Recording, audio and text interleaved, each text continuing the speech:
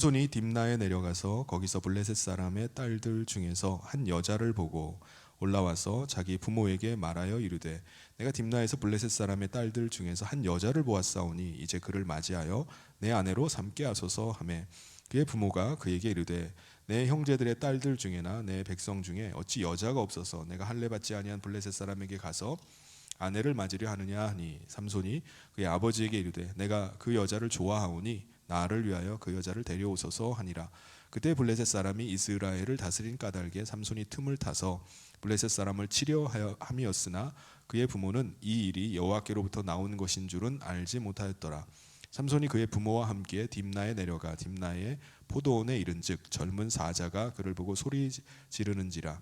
여호와의 영이 삼손에게 강하게 임하니 그가 손에 아무것도 없이 그 사자를 염소 새끼를 찢는 것 같이 찢었으나 그는 자기가 행한 일을 부모에게 알리지 아니하였더라.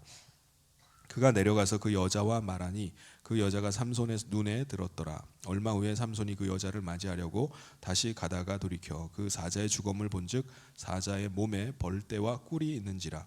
손으로 그 꿀을 떠서 걸어가며 먹고 그의 부모에게 이르러 그들에게 그것을 드려 먹게 하였으나 그 꿀을 사자의 몸에서 떠왔다고는 알리지 아니하였더라. 삼손의 아버지가 여자에게로 내려가매 삼손이 거기서 잔치를 베풀었으니 청년들은 이렇게 행하는 풍속이 있음이러라. 무리가 삼손을 보고 30명을 데려와서 친구를 삼아 그와 함께하게 한지라. 삼손이 그들에게 이르되 이제 내가 너희에게 수수께끼를 내리니 잔치하는 이레 동안에 너희가 그것을 풀어 내게 말하면 내가 베옷 30벌과 겉옷 30벌을 너희에게 주리라. 그러나 그것을 능히 내게 말하지 못하면 너희가 내게 베옷 30벌과 겉옷 30벌을 줄지니라 하니 그들이 이르되 내가 수수께끼를 내면 우리가 그것을 들으리라 하매 삼손이 그들에게 이르되 먹는 자에게서 먹는 것이 나오고 강한 자에게서 단 것이 나왔느니라 하니라. 그들이 사흘이 되도록 수수께끼를 풀지 못하더라. 일곱째 날에 이르러 그들이 삼손의 아내에게 이르되 너는 내 남편을 꾀어 그 수수께끼를 우리에게 알려달라 하라. 그렇지 아니하면 너와 내 아버지의 집을 불사르리라. 너희가 우리의 소유를 빼앗고자 하여 우리를 청한 것이 아니냐. 그렇지 아니하냐 하니 삼손의 아내가 그의 앞에서 울며 이르되 당신이 나를 미워할 뿐이요 사랑하지 아니하는도다. 우리 민족에게 수수께끼를 말하고 그 뜻을 내게 알려주지 아니하는도다 하는지라. 삼손이 그에게 이르되 보라 내가 그것을 나의 부모에게도 알려주지 아니하였거든 어찌 그대에게 알게 하리요 하였으나 7일 동안 그들이 잔치할 때 그의 아내가 그 앞에서 울며 그에게 강요함으로 일곱째 날에는 그가 그의 아내에게 수수께끼를 알려주매 그의 아내가 그것을 자기 백성들에게 알려주었더라. 일곱째 날 해지기 전에 성읍 사람들이 삼손에게 이르되 무엇이 꿀보다 달겠으며 무엇이 사자보다 강하겠느냐 한지라. 삼손이 그들에게 이르되 너희가 내 암송아지로 밭갈지 아니하였더라면 내 수수께끼를 능히 풀지 못하였으리라 하니라.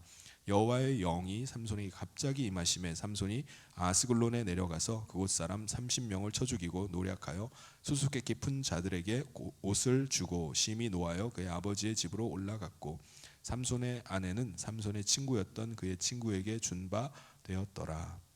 아멘. 할렐루야.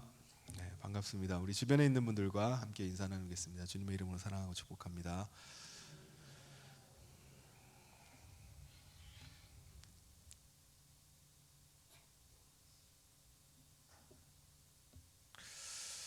제가 중고등학교 때 교회 수련회를 가면은 수련회 늘 하이라이트가 저녁 집회였습니다. 저녁 집회 기도 시간이었어요. 낮 시간에는 이제 물놀이를 하든지 뭐 여러 가지 게임을 하면서 재밌는 시간을 보내다가 저녁이 되면은 저녁을 먹고 이제 은혜 받을 준비를 하는 겁니다. 저녁 집회 말씀을 듣고 기도회가 시작이 되면은 이제 불을 끄고 큰 북을 치든지 아니면 신디 그 반주를 하는 가운데 학생들이 다 같이 이제 큰 소리로 통성 기도를 합니다. 전도사님께서 우리가 죄를 회개하면 하나님께서 우리 죄를 용서해 주신다고 자기 죄를 다 회개하라고 하는 거예요. 그러면 학생들은 막 그때부터 막 회개 기도를 막 합니다.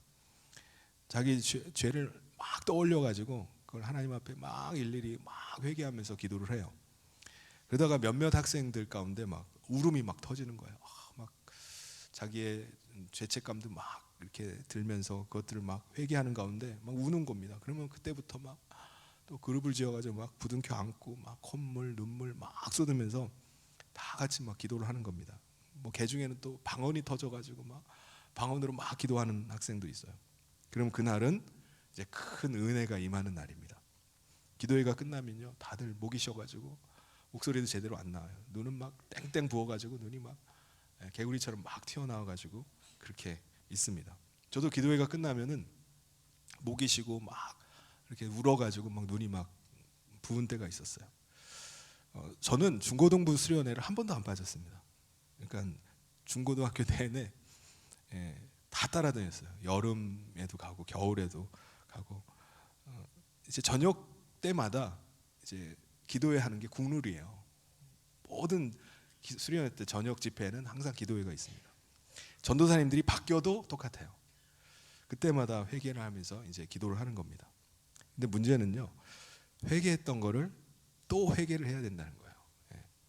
맨날 짓는 죄가 비슷해가지고 나중에는 회개를 하는 것도 민망해요. 도대체 이 죄는 언제 용서를 받나? 회개하는 거 또 하고 또 하고. 혹시 여러분 가운데도 이런 경험이 있으신 분이 계십니까? 아니면은 나는 모태 신앙이고 어려서부터 신앙생활을 해와서 도대체 뭘 회개해야 될지 잘 모르겠다고 하시는 분이 혹시 계십니까? 저는 뭘 회개해야 될지 모르겠어요. 저는 지금까지 교회를 떠나본 적도 없고요. 늘 교회 다니면서 신앙생활하고 주일마다 계속 예배드렸는데 뭘 회개해야 됩니까? 여러분, 우리가 지은 죄들을 다 기억해가지고 다 회개를 해야지 죄사함의 은혜가 임하는 건가요? 그렇게 해야지 용서받는 건가요? 아닙니다. 여러분, 우리가 지은 죄들을 우리가 다 어떻게 기억을 합니까? 지은 죄들을 우리가 말로 하나님 앞에 하나님 용서해 주세요 라고 말하면 그 순간에 그게 다 용서가 됩니까? 모든 죄는 대가를 치러야지 용서가 됩니다. 죄가 사라지는 거예요. 값을 치러야 돼요.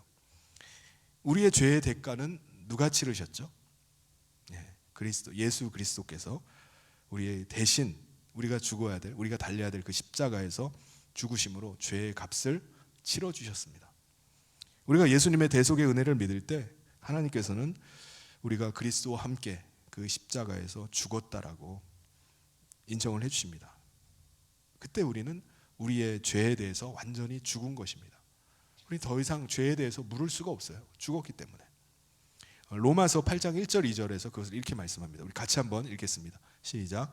그러므로 이제 그리스도 예수 안에 있는 자에게는 결코 정죄함이 없나니 이는 그리스도 예수 안에 있는 생명의 성령의 법이 죄와 사망의 법에서 너를 해방하였음이라. 아멘. 근데요, 모태 신앙이라 할지라도 하나님께 돌아온 것은 아닙니다. 이 말씀을 잘 새겨서 생각하셔야 됩니다. 부모님이 그리스도의 십자가의 은혜로 죄사함 받았다고 해서 모태 신앙인 자기도 저절로 죄사함 받는 게 아니라는 거예요. 자기 자신이 하나님을 마음에 모시지 않고 하나님 없이 살았던 죄인임을 인정을 하고 예수 그리스도의 대속의 은혜를 의지해서 죄의 용서함을 구할 때 그때 죄사함의 은혜가 임하는 겁니다. 하나님께서 그리스도 안에 죽었다라고 죽은 자로 인정을 해주시는 거예요. 그런데 의외로 모태신앙인 분들이 늘 주일 예배를 드리고 교회를 떠난 적이 없기 때문에 자신은 늘 하나님 안에 거하고 있다고 착각을 하기가 쉽습니다. 실제로는 하나님께 스스로 돌아온 적도 없고요. 그 마음에 그리스도를 모시지도 않았는데 교회를 다니고 있으니까 그리스도인이라고 생각하는 거예요. 모태신앙이니까 그냥 난 자동으로 그리스도인이 되었다라고 생각하는 겁니다. 중요한 것은요, 예수 그리스도의 십자가의 은혜가 아니고는 하나님께 돌아올 수가 없습니다. 그리스도의 죄사함의 은혜가 아니고는 그 마음에 그리스도를 모실 수가 없는 겁니다. 우리 교회의 모든 성도님들은 그리스도와 함께 십자가에서 죽은 자들이 되시기를 바랍니다. 그리고 죄사함을 받아서 이제는 그 마음에 예수 그리스도를 모시고 예수님의 생명으로 살아가는 참 그리스도인 되기를 주님의 이름으로 축원합니다. 그때부터 우리는 그리스도를 모신 하나님 나라 백성으로 이 땅을 살아가는 것입니다. 우리는 세상에 살지만은 세상에 속한 자가 아니라 하나님께 속한 자로 살아갑니다. 다시 말해서 과거 구약시대의 나시린으로 살아가는 거예요. 과거 구약시대 나시린은요, 정결 예식을 취하는 그 정결 예식의 그 기간, 일정 기간 동안만 구별된 삶을 살았어요. 나시린의 규례대로 살았습니다. 그런데 우리는 평생 나시린으로 사는 거예요. 오늘 말씀해 보면은 그런 삶을 살았던 사람이 한 사람 나옵니다. 누구죠? 삼손입니다. 하나님께서는 삼손을 태어나면서부터 평생 나시린으로 살라고 명령을 하셨어요. 왜 그런 거죠? 왜냐하면은 당시 이스라엘 백성들은 하나님을 망각하고 하나님을 떠나 살았기 때문입니다. 유다 지파와 단 지파 같은 경우는요, 블레셋 족속의 그 억압을 받아가지고 40년 동안이나 그 통치를 받으면서 고통을 당하며 살았어요. 그럼에도 불구하고 이스라엘 백성들은 하나님을 망각을 하고 하나님을 찾지를 않는 거예요. 하나님께 부르짖는 자가 아무도 없는 겁니다. 그들이 이방 나라에 억압을 당해서 그 통치하에서 고통을 당하면은 하나님을 다시 찾아야 되잖아요. 근데 하나님을 잊어버린 거예요. 하나님을 찾질 않습니다. 이스라엘 백성들은요, 지금 블레셋에게 억압당해 사는 걸 당연하게 생각하는 겁니다. 여기에 적응해서 사는 거예요. 그래서 하나님께서는 이스라엘 백성이 블레셋에게 통치를 받기 시작하는 그 시작할 때 이스라엘을 구원할 사사를 미리 예비해 놓으셨던 겁니다. 어느 누구도 하나님을 기억하지 못하고 하나님을 찾지 않을 때 하나님께서 이스라엘을 구원할 사사로 사용하시고자 삼손을 나시린으로 구별된 삶을 살게 하셨어요. 그래서 아이가 없던 이 마노아라는 사람의 집에 아이를 주시면서 하나님께서 아예 명령을 하셨습니다. 아이가 태어나면은 나시린으로 구별되게 키워야 된다. 그런데 여러분, 삼손이 태어나서 나시린의 삶을 어떻게 살았을까요? 어릴 때는 부모님의 규율과 통제 속에 살기 때문에 나시린의 삶을 아마 살았을 겁니다. 하나님께서 부모님에게 아이를 주면서, 아이가 없던 집에 아이를 주시면서 나시린을 키워야겠으니까 그렇게 키우죠. 머리를 깎지 않고 포도주와 독주를 마시지 않고, 그리고 부정한 것은 일절 손도 대지 않고 그 근처에도 가지 못하게 하는 거예요. 그런데 성인이 되어서 나시린의 삶을 사는 것은요, 쉽지 않습니다. 사회생활을 해야 되기 때문에 그래요. 사람들과의 관계 속에서 살아야 되기 때문입니다. 사람들과 관계를 맺고 교류를 하려면은 나시린의 규례가 이게 걸림돌이 될 수 있어요. 그래서 이스라엘 백성들 중에는요, 지금 삼손처럼 나시린의 삶을 사는 사람이 아무도 없습니다. 아무도 나시린의 삶을 살진 않아요. 여러분, 지금 삼손이 나시린의 삶을 산다고 해서 어느 누가 야, 대단합니다, 나시린의 삶을 어떻게 그렇게 살아갑니까? 라고 칭찬을 해줍니까? 아무도 관심 없어요. 그렇다고 또 나시린의 삶을 제대로 안 살면, 당신은 왜 나시린이면서 나시린의 삶을 살지 않습니까? 왜 당신은 구별된 삶을 안 삽니까? 라고 누가 뭐 지탄을 합니까? 아무도 관심 없습니다. 아무도 지적 안 해요. 그냥 자기 혼자 자기 스스로 나시린이 됐다, 그래서 자기 혼자 제한하고 자기 스스로 규제에 매여가지고 그냥 그렇게 살아가는 겁니다.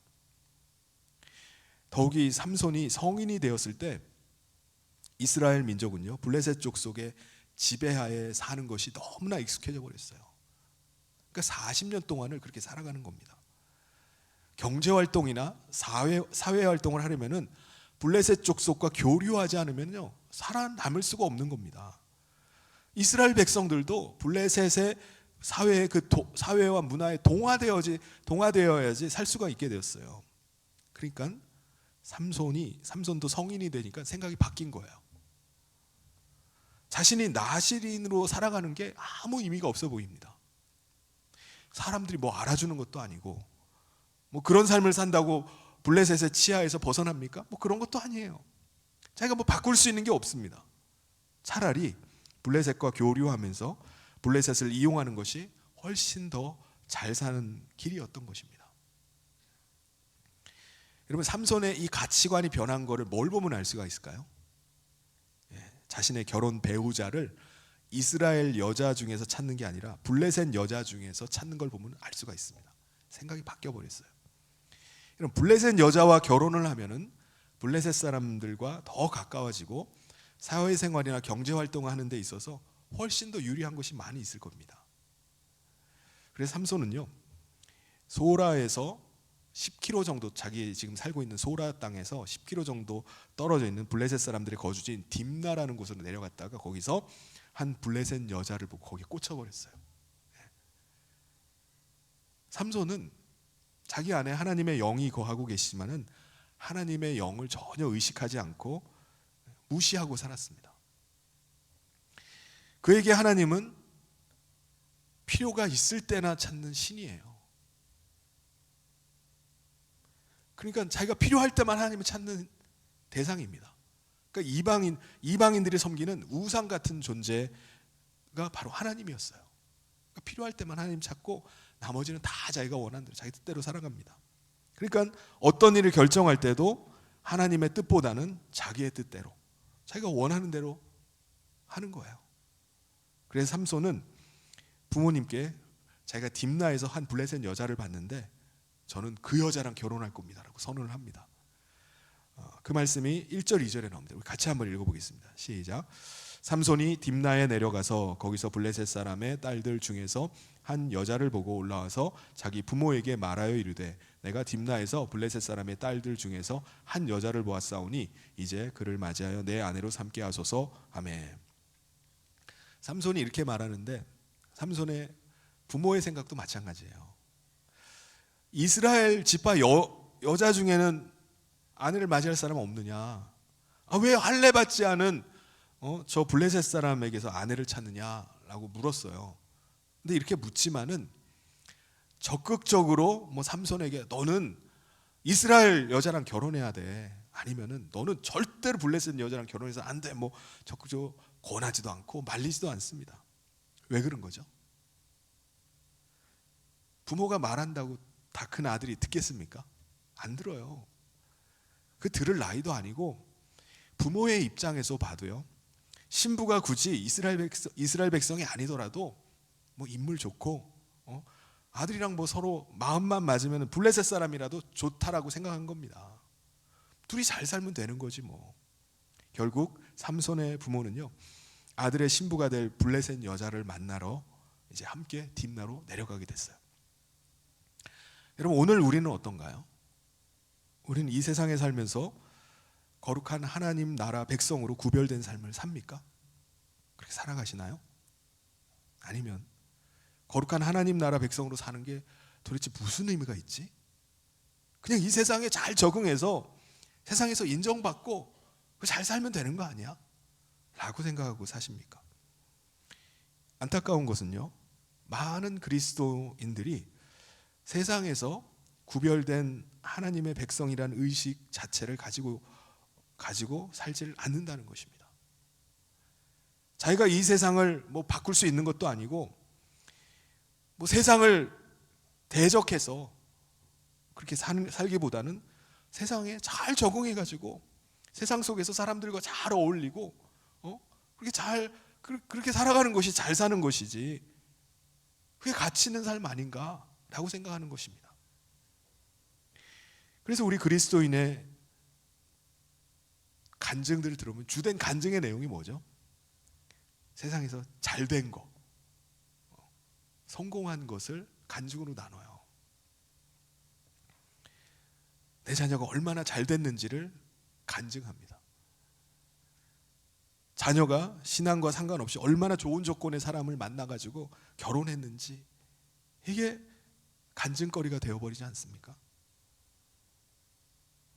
하나님께서 우리에게 원하시는 것은 우리가 이 세상 가운데서 믿음의 선한 싸움을 싸우는 것입니다.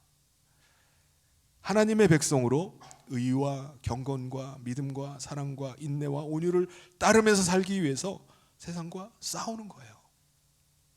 디모데전서 6장 10절 11절을 같이 한번 읽어보겠습니다. 시작. 돈을 사랑함이 일만하게 뿌리가 되나니 이것을 탐내는 자들은 미혹을 받아 믿음에서 떠나 많은 근심으로써 자기를 찔렀도다. 오직 너 하나님의 사람아 이것들을 피하고 의와 경건과 믿음과 사랑과 인내와 온유를 따르며. 하나님께서 삼손에게 원하시는 것도 블레셋의 종이 되어 가지고 거기에 지배를 받으면서 순응해서 사는 게 아니라 블레셋을 대적하고 그 가운데서 구별된 삶을 사는 것이었습니다. 이스라엘 백성들도 마찬가지예요. 이스라엘 백성들을 블레셋의 종이 되어서 그의 지배하에 살게 하는 것이 아니라 하나님의 통치를 받는 하나님의 백성으로 살기를 원하셨던 겁니다. 우리 4절을 같이 한번 읽어보겠습니다. 시작. 그때 블레셋 사람이 이스라엘을 다스린 까닭에 삼손이 틈을 타서 블레셋 사람을 치려 함이었으나 그의 부모는 이 일이 여호와께로부터 나온 것인 줄은 알지 못하였더라. 4절에 보면은 삼손이 틈을 타서, 이 말씀이 번역상에 약간 그 오해할 수 있는 소지가 많아요. 그래서 이 말씀대로 읽으면은 오해하기가 딱 쉽습니다. 지금 삼손은요, 하나님의 뜻과는 완전히 정반대로 행하고 있는 겁니다.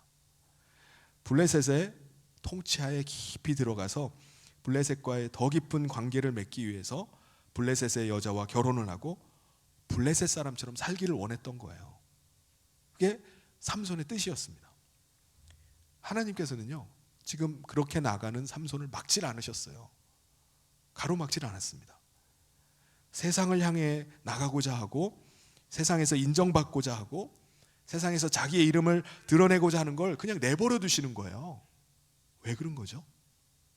결국 삼손은요, 그토록 자기가 추구했던 세상 속에서 세상이 어떤 곳인지를 스스로 깨닫게 될 것이기 때문입니다. 하나님 그냥 그걸 내버려 두시는 거예요. 삼손은 부모님과 함께 딥나로 내려가서 이제 자기와 신부될 여자를 보러 갔어요.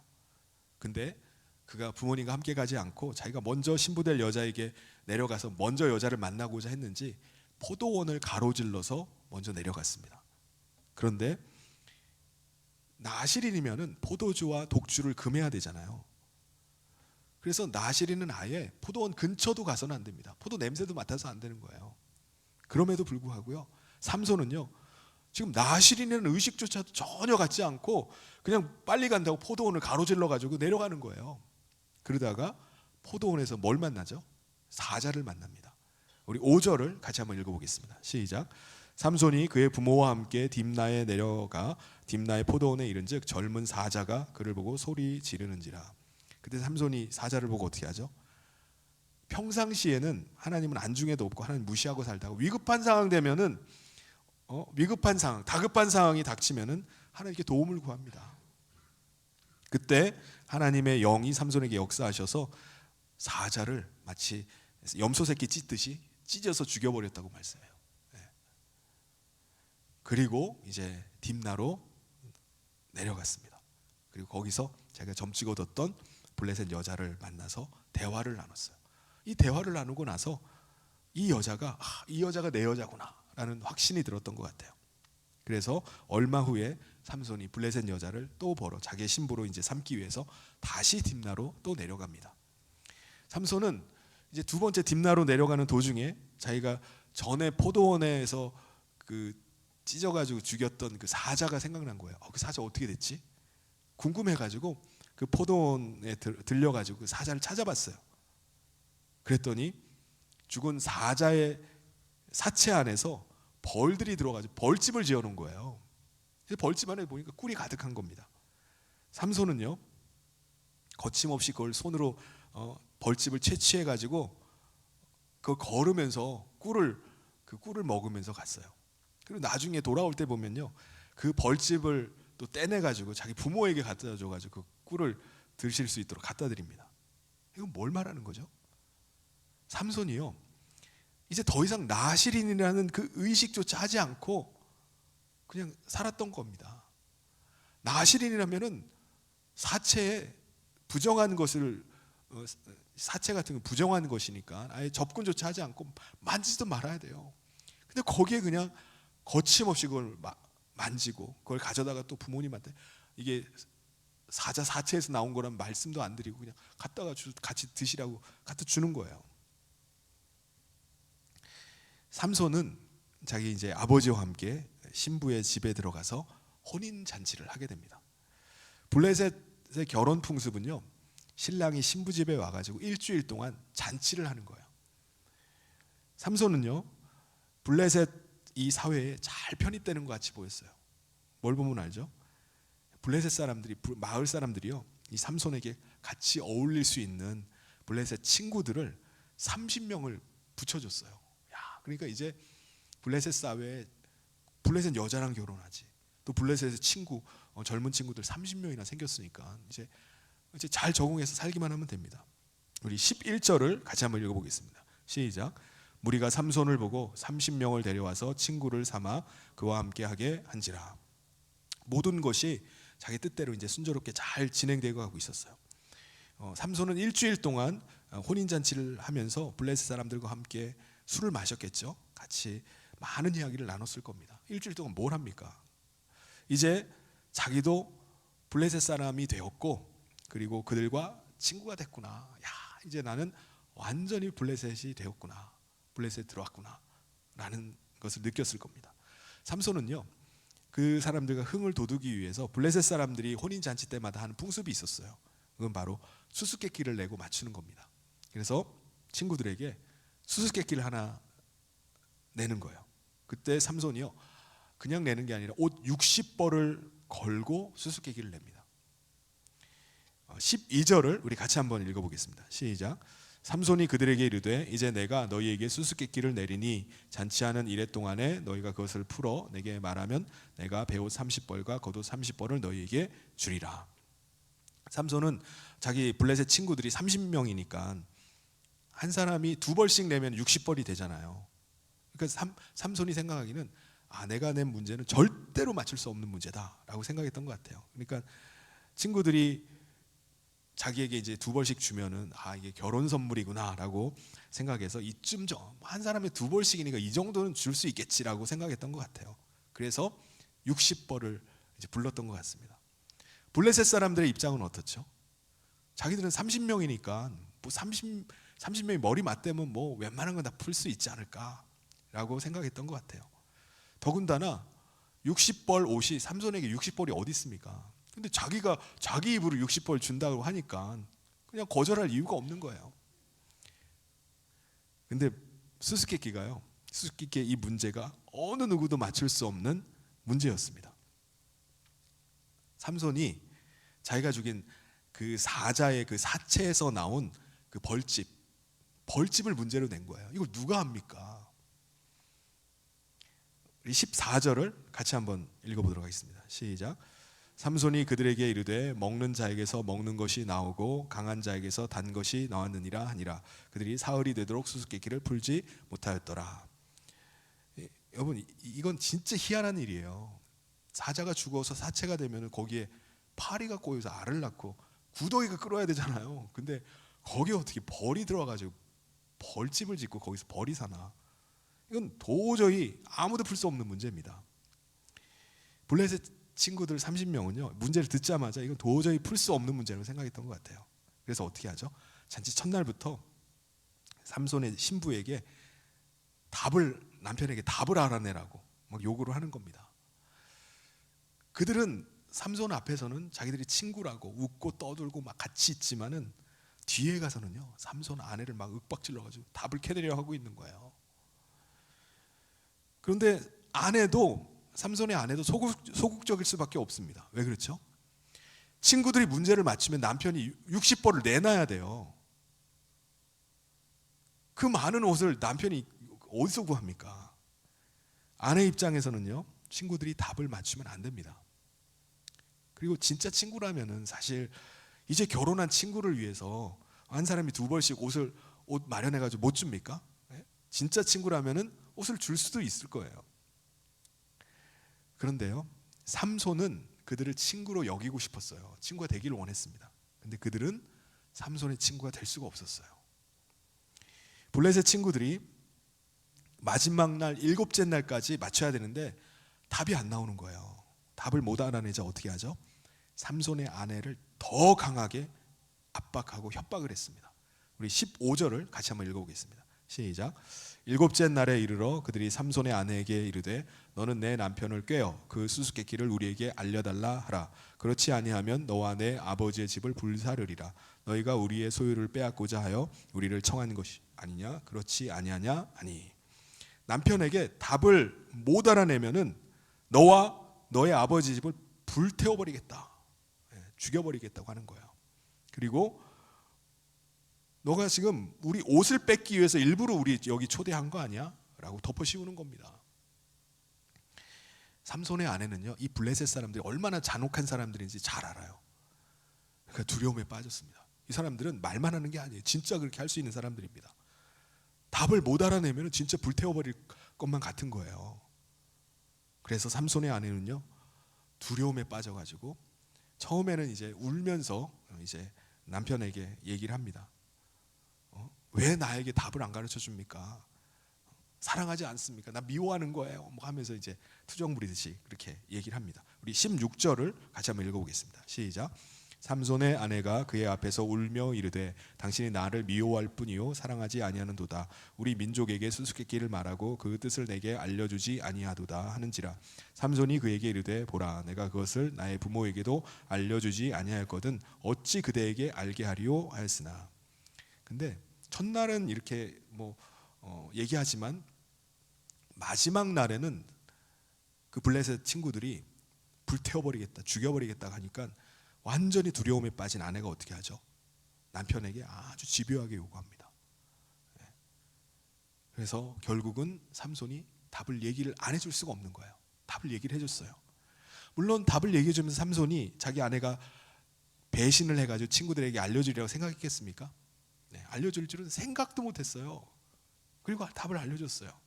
우리 17절을 같이 한번 읽어보겠습니다. 시작. 7일 동안 그들이 잔치할 때 그의 아내가 그 앞에서 울며 그에게 강요함으로 일곱째 날에는 그가 그의 아내에게 수수께끼를 알려주매 그의 아내가 그것을 자기 백성들에게 알려주었더라.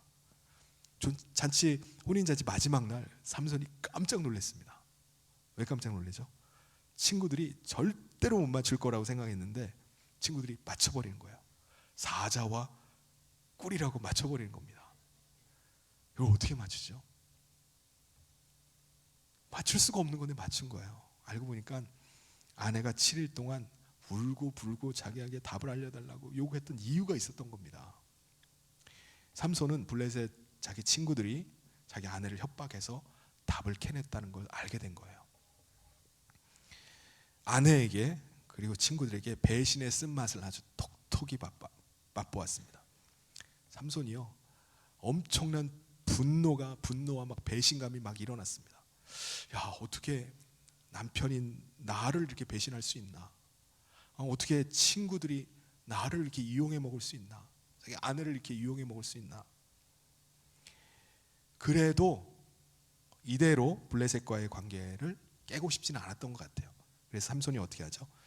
그 옷을 마련하기 위해서 딥나에서 남서쪽으로 약 40km 떨어진 곳에 아스타롯이라는 곳이 있습니다. 아스글론이라는 곳이 있어요. 그래서 아스글론이라는 그 블레셋 사람들이 사는 그 지역으로 가가지고 블레셋 사람 30명을 때려 죽입니다. 그래서 그 사람들 옷을 뺏어가지고 60벌을 마련해가지고 자기 친구들에게 갖다 줘요. 우리 19절을 같이 한번 읽어보겠습니다. 시작. 여호와의 영이 삼손에게 갑자기 임하심에 삼손이 아스글론에 내려가서 그 사람 30명을 쳐 죽이고 노략하여 수수께끼 푼 자들에게 옷을 주고 심히 노하여 그의 아버지의 집으로 올라갔고. 이때도 삼손이 하나님의 도움을 청했던 것 같아요. 자기를 배신한 블레셋 사람들에게, 자기를 배신했잖아요. 그러니까 블레셋 사람들에게 마치 자기가 정의의 사자라도 된 것처럼 하나님께서 자기에게 주신 힘으로 블레셋 사람 30명을 때려 죽였던 것입니다. 그리고 배신감에 분을 사귀지 못한 이 삼손이요, 자기 아내도 보고 싶지 않았던 것 같아요. 꼴도 보고 싶지 않았던 것 같습니다. 그래서 아내를 그냥 친정에다 놔두고 자기는 지금 곧장 아버지 집으로 돌아갔어요. 그러자 삼손이 또다시 배신을 당합니다. 이번에는 어떤 배신을 당하죠? 자기 장인어른이 자기가 아내를 두고 가버리니까 그 즉시 자기 딸을, 그 혼인잔치에 참석했던 친구들 있잖아요, 그 친구들 한 명에게 자기 딸을 아내로 줘버린 거예요. 이것은 무슨 완전 막장 드라마도 아니고 완전 막장 드라마예요. 20절을 우리 같이 한번 읽어보겠습니다. 시작. 삼손의 아내는 삼손의 친구였던 그의 친구에게 준 바 되었더라. 여러분, 삼손은 자기가 나시린임을 망각하고 블레셋 사람처럼 살기를 원했어요. 어떻게든 블레셋 사회에 편입을 해서 블레셋 사람들과 친밀한 관계 속에서 블레셋 사람들에게 인정받으면서 살기를 원했습니다. 삼손은 블레셋과 친구가 되고 블레셋 사람의 남편이 되길 원했어요. 그런데 이거는 삼손의 바람일 뿐입니다. 삼손의 착각일 뿐이에요.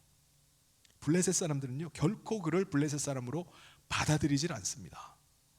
그를 그냥 철저히 이용만 할 뿐이었어요. 더군다나 이용 가치가 떨어지면요, 가차없이 내쳐버리는 겁니다. 그게 블레셋 사람들의 삼손이었어요. 여러분, 우리도 세상 속에서 삼손처럼 살아가려고 하지 않습니까? 여러분, 사실 세상 속에서 살아남고 세상 속에서 버티며 산다는 게 사실 쉬운 일은 아니에요. 그런데 우리는 세상과 구별된 하나님의 백성이라는 사실 자체를 망각을 해버린 채 어떻게든 세상과 친구가 되길 원하고 세상과 더 가까워지려고 그렇게 하지는 않습니까? 한계가 오고 위기가 닥칠 때마다 그때는 또 정신이 번쩍 들어서 하나님 찾고 하나님 도와달라고 하고 하나님 능력 의지한다고 하지는 않습니까? 여러분, 하나님께서 우리의 이 모습을 어떻게 보실까요? 하나님께서 우리의 모습을 보시고 기뻐하실까요? 아닙니다. 하나님께서는요, 우리를 이 세상 가운데서 구원하시기 위해서 자기 사랑하는 아들을 내어주셨어요. 그 그리스도 대속의 은혜로 우리를 세상 가운데서 건져내셨습니다. 그런데 우리가 다시 세상에 돌아가면 하나님 기뻐하시겠습니까? 우리는 세상으로 다시 돌아가서는 안 돼요. 야고보서 4장 4절을 같이 한번 읽어보겠습니다. 시작. 가늠한 여인들아, 세상과 벗된 것이 하나님과 원수됨을 알지 못하느냐? 그런즉 누구든지 세상과 벗이 되고자 하는 자는 스스로 하나님과 원수되는 것이니라. 그럼에도 불구하고 우리는 세상으로 가길 원해요. 세상과 짝하길 원합니다. 하나님께서는요, 세상으로 향해서 가는 우리를 막지 않으세요. 그냥 내버려 두십니다. 왜 그러시는 거죠? 이유가 뭡니까? 하나님은요, 우리가 스스로 하나님의 거룩한 백성 되어서 살기를 원하시는 거예요. 우리가 스스로 하나님의 다스림을 받는 하나님의 백성으로 살기를 원하십니다. 하나님께서는 우리를 하나님의 인도함을 받는 하나님의 백성으로 살기를 원하시는 거예요. 하나님은 억지로 막 코를 꿰가지고 막 억지로 끌고 다니시고 하는 게 아닙니다. 우리는 그냥 마지못해가지고 진짜 죽을 맛이구나, 억지로 하나님 백성의 삶을 살기를 원치를 않으세요. 사랑하는 성도 여러분, 우리가 세상을 사모하고 세상으로 달려가도 우리는 섞일 수가 없습니다. 우리는 세상에 섞일 수가 없는 존재들이에요. 우리는 그리스도의 은혜로 세상에서 건짐을 받아서 그리스도를 모시고 하나님의 백성으로 살아가는 세상과 구별된 존재들입니다. 우리는 빛 대신 그리스도를 모시고 있기 때문에 이 어둠의 세상 가운데 빛으로 살아갈 수밖에 없는 존재들이에요. 빛과 어둠이 같이 조화가 이루어질 수가 없습니다.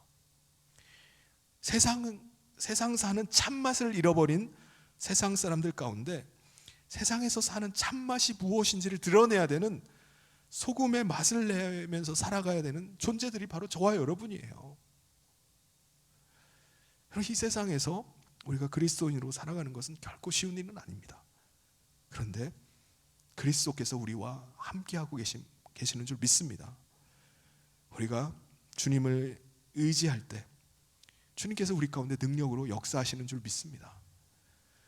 여러분, 세상 가운데서 세상에 짓눌려 가지고 굴욕적으로 살지 마시길 바랍니다. 오히려 세상 가운데서 신음하며 사는 자들을 우리는 구원해야 될 자들이에요. 하나님의 백성이 됐다는 그 자부심을 가질 수 있기를 바랍니다. 하나님의 영광스러운 존재가 되었다는 것을 여러분 기억하고 살길 바랍니다. 하나님께서 우리를 얼마나 존귀한 자로 부르셨는지를 여러분 잊지 마시길 바랍니다. 여러분, 세상에서 친구가 없다 할지라도 주님이 친히 우리의 친구가 되어준다고 말씀하셨어요. 당당한 하나님의 백성이 되었구나. 그래서 당당한 하나님 나라 백성의 삶을 살아가는 저 모든 성인의 성도님 되시기를 주님의 이름으로 축원합니다.